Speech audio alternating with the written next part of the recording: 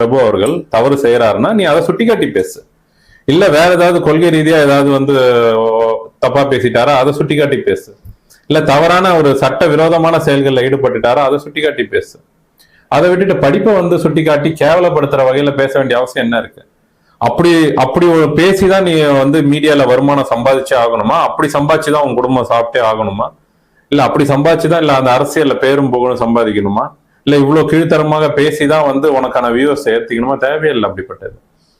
சீமான் பாத்தீங்கன்னா எல்லா மருத்துவ இதுக்கும் பாத்தீங்கன்னா வாழ்த்து சொல்றார். எந்த மருத்துவர் பல் மருத்துவ இது வந்தாலும் சரி, டாக்டர்ஸ் டே வந்தாலும் சரி, இல்ல இயன்முறை மருத்துவர்களுக்கான பிசியோதெரபி மருத்துவர்களுக்கான அந்த நாள் வந்தாலும் சரி, முதல் ஆளா அவர்களை வாழ்த்தி அந்தந்த துறையில இருக்கக்கூடிய நல்லதுகளையும் இதையும் உயர்த்தி பேசி வாழ்த்து கொடுக்கறது சீமான்.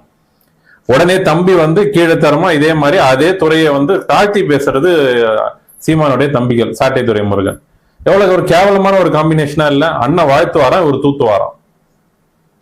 ஒரு அப்பாட்டமா நீ குறை பேச வந்து அரசியல்ல விமர்சனம் இருக்கும் தான், நான் இல்லைன்னு சொல்லல. நீ விமர்சனம் பண்ணு, அதுல ஒரு நேர்மை இருக்கணும், அதுல ஒரு நாகரிகம் இருக்கணும், அதுல ஒரு தரைக்குறைவு இல்லாம இருக்கணும். இஷ்டத்துக்கு நம்ம பேசுறாங்க, வாய மூடிட்டு இருக்கிறாங்க அப்படின்னா ஒன்ன வந்து அவ்வளவு தூரம் அவனெல்லாம் நீ ஒரு பெரிய ஆள் இல்லைன்னு நினைக்கிறதுனால அவங்க எல்லாம் வாய மூடிட்டு இருக்கிறாங்க.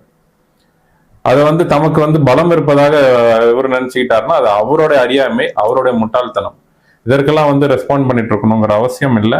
பிரபு அவர்களோ இல்ல தமிழக வெற்றி கழகத்தை சார்ந்தவர்களோ இதை பத்தி சட்டையே பண்ணக்கூடாது. அவெல்லாம் ஒரு ஆளான்ட்டு நம்ம போயிட்டே இருக்கணும்.